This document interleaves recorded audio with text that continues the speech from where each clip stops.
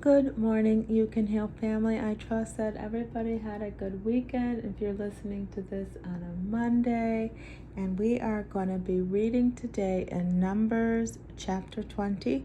My name is Shena. I'm a life coach, and on this channel, we're building confidence, valuing ourselves, and learning to practice self-love. And we're using the God of Word. We're using the God of Word. Oh dear, we're using the Word of God to help us do that. So sit back and just take in what the Lord wants to say this morning. Numbers chapter 20. Miriam dies. In early spring, the people of Israel arrived in the wilderness of Zin and camped at Kadesh. While they were there, Miriam died and was buried. And what does this say here? In the early spring, the account of Aaron's death indicates that this was the beginning of the 40th year after the Exodus, the last year of the wilderness wanderings. So I wonder why it says the account of Aaron's death when it just said Miriam died. I think that was his sister. Well, let's keep reading. I'm not sure. Verse 2, the sin of Israel. There was no water for people to drink at that place, so they rebelled against Moses and Aaron. The people blamed Moses and said, "We wish we had died in the Lord's presence with our brothers. Did you bring the Lord's people into this wilderness to die along with all our livestock? Why did you make us leave Egypt and bring us here to this terrible place? This land has no grain, figs, grapes, or pomegranates, and there is no water to drink." Verse 6, the command of God. Moses and Aaron turned away from the people and went to the entrance of the tabernacle, where they fell face down on the ground. Then the glorious presence of the Lord appeared to them, and the Lord said to Moses, "You and Aaron must take the staff and assemble the entire community. As the people watch, command the rock over there to pour out its water. You will get enough water from the rock to satisfy all the people and their livestock." So even when all these people are complaining, the Lord's still gonna provide and give them what they need. That's interesting. The sin of Moses, verse 9. So Moses did as he was told. He took the staff from the place where it was kept before the Lord. Then he and Aaron summoned the people to come and gather at the rock. "Listen, you rebels," he shouted. "Must we bring you water from this rock?" Then Moses raised his hand and struck the rock twice with the staff, and water gushed out. So all the people and their livestock drank their fill.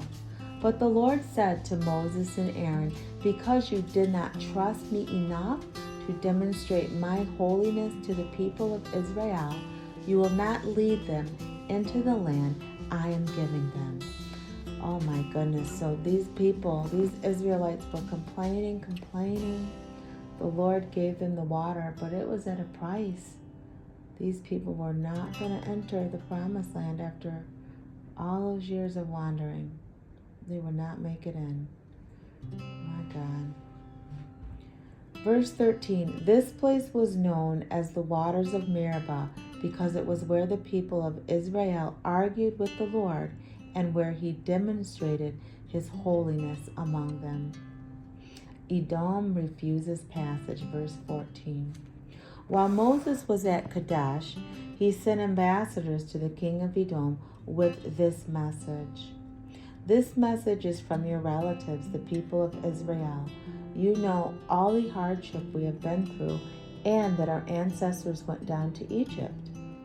We lived there a long time and suffered as slaves to the Egyptians, but when we cried out to the Lord, he heard us and sent an angel who brought us out of Egypt. Now we are camped at Kadesh, a town on the border of your land.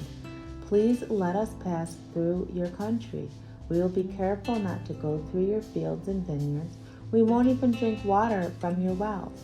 We will stay on the king's road and never leave it until we have crossed the opposite border. So let's go look at this commentary for 14 through 21. It says, Moses' request for permission for Israel to travel through Edom was rebuffed. This route via the King's Road was the main road from Damascus in the north to the Gulf of Elath in the south.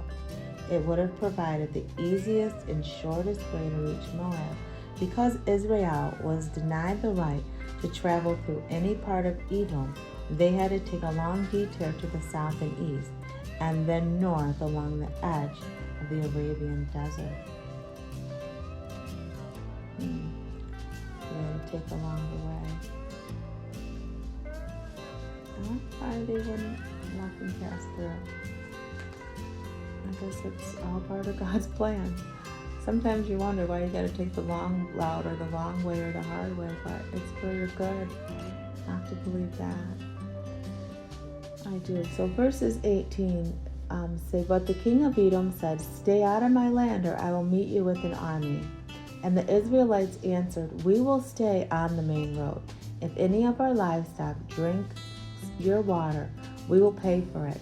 We only want to pass through your country and nothing else. But the king of Edom replied, Stay out. You may not pass through our land.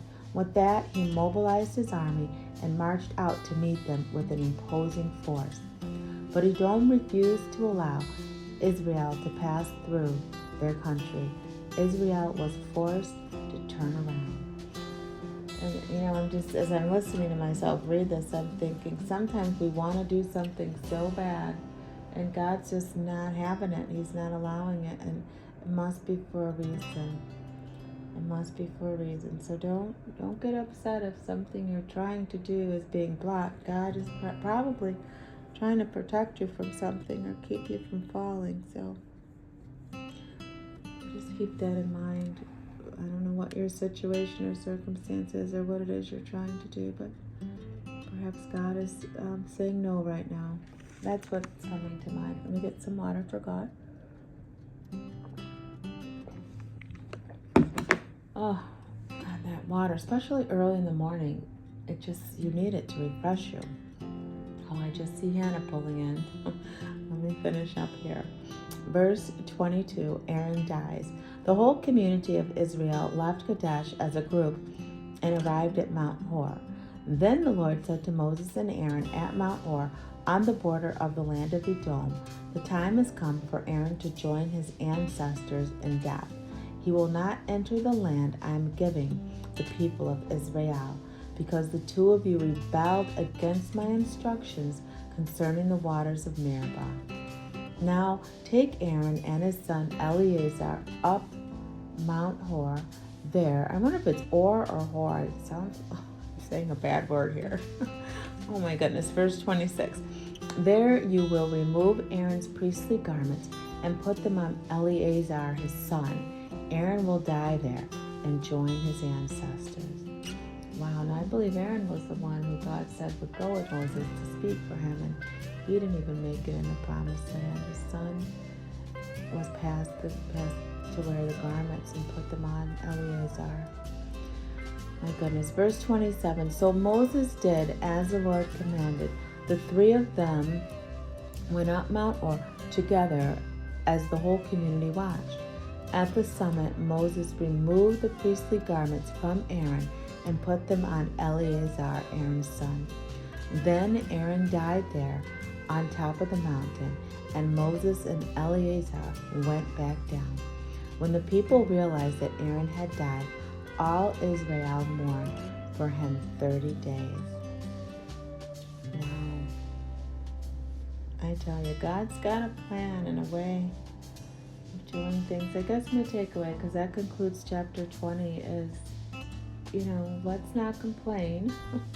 Be thankful for where we are and what we have, and to keep pressing on and keep moving forward and trust what God's doing and providing. That He knows what He's doing. He's God.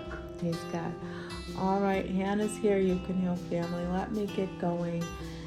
Let's keep trusting the Lord, keep moving forward, and walk forward towards this door. Always remember that true healing begins with self-love. Why? Because God is love and He lives on the inside of you. Good morning, Hannah. Come on in. Hi. Good morning. All right, I'll talk to you soon. Bye.